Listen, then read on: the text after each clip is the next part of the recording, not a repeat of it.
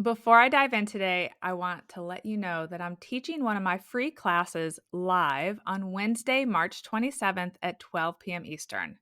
This class is called The 5 Common Mistakes That Can Undermine Your Newborn's Sleep. This class is ideal if you're expecting or you have a baby who is 3 months or younger. I'll link to the sign up page in the show notes. Last week, you heard a conversation I had with Rebecca Olson about moms transitioning back to work after maternity leave. The conversation prompted me to think a bit more about my own experience transitioning back to work and becoming a quote working mom. I decided to record this episode to share a bit on my reflections after I wrapped up my conversation with Rebecca. I'm going to share what I feel like I handled well, what I wish I had done differently, and the stories I told myself during that season of transition. Hi, I'm Allison Egidi, a pediatric sleep and wellness coach and a mom of two. I love to help parents find solutions. This is How Long Till Bedtime.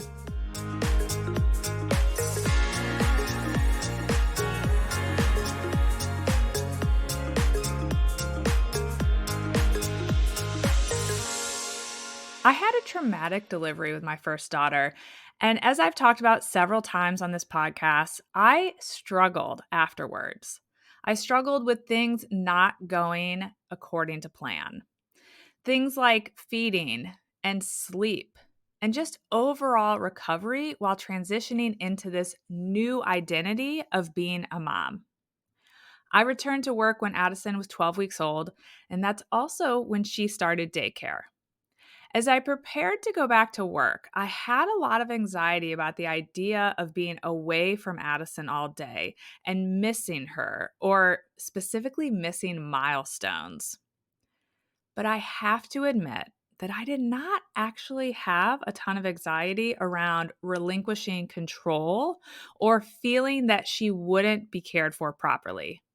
In fact, if I'm being truly honest, I was really hoping that the experienced childcare providers would be able to help me figure out Addison's sleep schedule and how to help her, and therefore me, be able to get more sleep.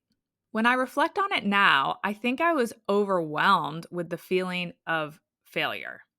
So much wasn't going how I had planned, and I didn't feel like I was crushing this whole parenting thing. So, truth be told, I was hoping the return to work would put some order back into my life or our lives, and I would be able to go back to doing a job where I excelled.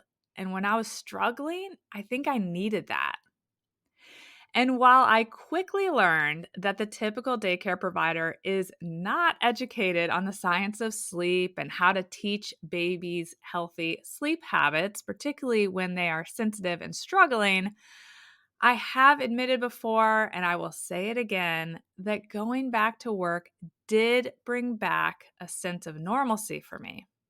I found comfort in knowing I could show up and do a job that I knew I was very good at doing. I got my sense of control that I needed at work.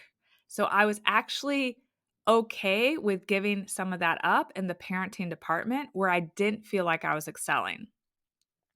What I did find stressful about my return to work as a working mom was the logistics, particularly when it came to travel, and I traveled a good amount. At that time, my husband worked over an hour away from the daycare, so I had to find a sitter who could pick Addison up from daycare when I was out of town and take her home and be there with her until Mike got home. That meant that my work travel had to be coordinated with the office, with the donors, with my husband's schedule, and with this part-time sitter schedule. It was a lot to manage. Plus, I had to trust someone, this sitter, to drive my sweet baby in their car.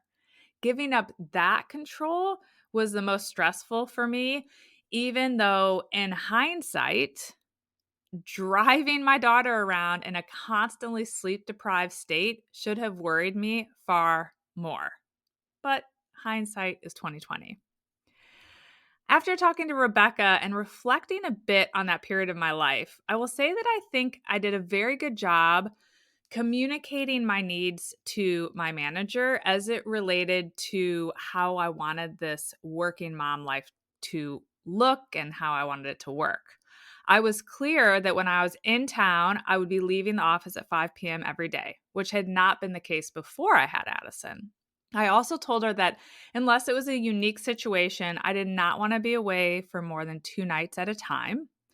I was always forthcoming about when I needed to take Addison to a doctor's appointment or when I needed to stay home with her when she was sick. I just saw some stats about how many women feel pressure to cover that aspect of being a working mom up, and I never felt that way. The reason I think I was able to do all that was because I was very confident in the fact that I was very good at my job. I was still performing very well, and I didn't doubt that they wanted me there. I will say that I was lucky to have a manager who was also a straight shooter like me, and she and the head of the organization were always supportive of me and my working mom role. And I realize everyone is not that fortunate. When I start to think back on the stories I was telling myself during that time, I had some negative stories, but I also had some really empowering stories, and I'm going to share both with you. I think the most harmful was me trying to convince myself that Addison's sleep struggles would pass on their own, and then me in no way acknowledging how much anxiety I was dealing with. I had anxiety and intrusive thoughts about driving Addison to and from daycare. I would end up in a panic in my office with the thought that I had forgotten to drop her off at daycare and that I had left her in the car in the parking lot, which I always would go out and double check, and it never actually happened. But these were panic episodes I had that I never told anyone about. I think the story I told myself was that this type of personal struggle is not something that should be shared. I think I found it embarrassing as someone who kind of powers through. And I think I thought I was just should be strong enough to get through this without help. I was really white knuckling it though. And ultimately, I did get through it without any medical treatment. Once we hired the sleep coach to help us figure out Addison's sleep, I was able to get enough sleep myself for the anxiety to ease up enough that I was actually able to start to see it for what it was. It's like when I was so in it, I couldn't even see it. That story I told myself about not needing to ask for help and thinking I should just figure this out on my own, both around Addison's 2-year sleep struggle and my postpartum anxiety that I basically navigated for 2 straight years since my girls are just 18 months apart, was not helpful. And it certainly didn't make being a working mom easier. But as I thought about this yesterday, I realized I've really grown since then. After that sleep coach helped us so much, it not only inspired a new profession for me, I totally shifted to looking for an expert I could trust whenever I felt stuck. And this is still true today. I am now very open to asking for help, which I don't think I was then. So I'm really proud of myself for that growth. That's what I wrapped up with yesterday, thinking I've come a long way, and that's good. But I also want to share 2 stories or thoughts or approaches that I took that I think were incredibly helpful to me as I transitioned into my new identity of not just being a mom, but being a working mom. Fairly quickly, I realized I couldn't do it all. And I started to take inventory of what I was willing to let go of. And the biggest one was not stressing about how tidy our house is. And this is still true for me today. Whenever anyone says, I don't know how you do all the things you do, I always say, you should come see my house. Are there times I wish I had an immaculate house like most of my friends do. Of course. I am always in awe of their beautifully kept homes when I'm there. But was I or am I now willing to stay up late and lose sleep to make sure there isn't a dish left in the kitchen, or to fold laundry, or to put away all the toys that were all over my family room? Nope. Would I miss out on doing something fun as a family or with my friends on the weekend to refuel and fill my cup because I felt like I should be cleaning my house because that's when I wasn't working or actively parenting? Nope. Am I willing and able to sit and watch a show or read a book when the house isn't tidy? Yep. I told myself I couldn't do it all and be happy. And the biggest thing I let go of that can take a lot of time was having a super tidy house. And I totally appreciate that for some people, having a tidy house is a top priority, and a cluttered house could give someone a ton of anxiety. So I am not saying this is the answer for everyone. But when I thought of my priorities, a tidy house wasn't a top priority. And I never told myself a story that I was failing because my house isn't tidy. I told myself I wasn't missing out on things that bring me joy in order to have a tidy house. And there are only so many hours in a day, and I was prioritizing joy. And I was okay with it then, and I'm okay with it now. And of course, there are days where I wish my house was more tidy, or I do a deep dive and clean all the things. But it's something I let go of early, and it has served me well. The other story I told myself as I returned to work was that when my daughter was a baby, toddler, preschooler, all she really needed was to be loved on and well cared for, but it didn't all need to be done by me. I think this is probably why I didn't struggle as much with letting go of some of that control transitioning her into daycare. I told myself that as long as I had her in a good childcare situation, I would keep my foot on the gas for my career.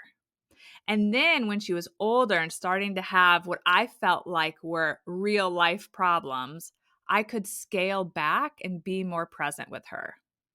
And this is absolutely how I approached returning to work.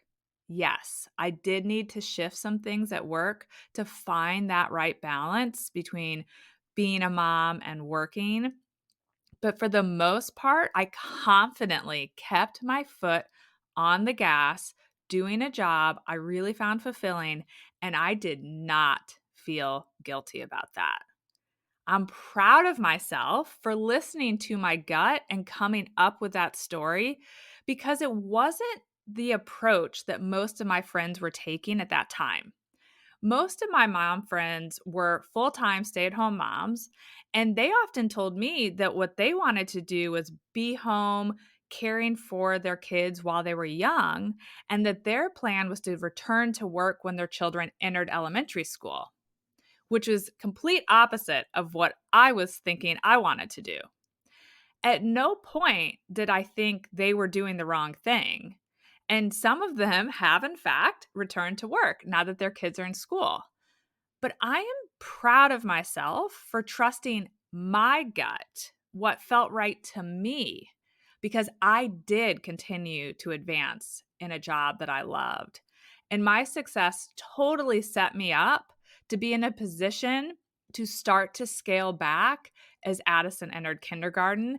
And it's like I had great foresight. There were some things going on at that point that actually did make it feel quite necessary for me to scale back at that time.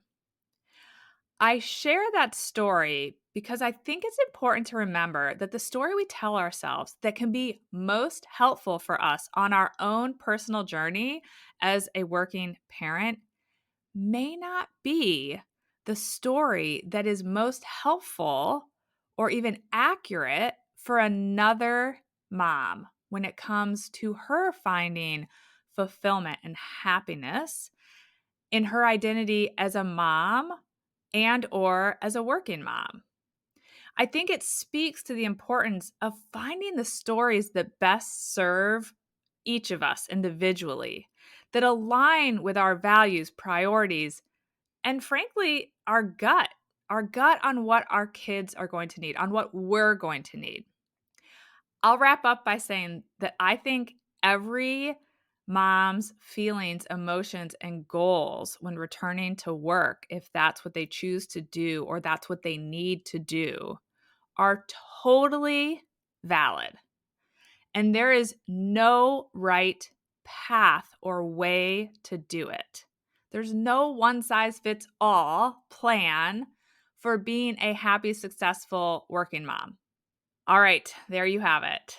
As always, thanks for listening, and I will see you back here next week. Bye for now.